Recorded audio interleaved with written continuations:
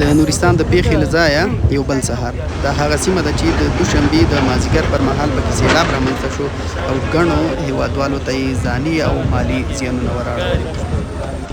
دغه جسد چې ګورئ تازه د پیښې له ځایه ترلاسه شو او ګڼ شمېر هیوادوال لا اوس هم د ژغورنې او پلټنې په عملیاتو باندې.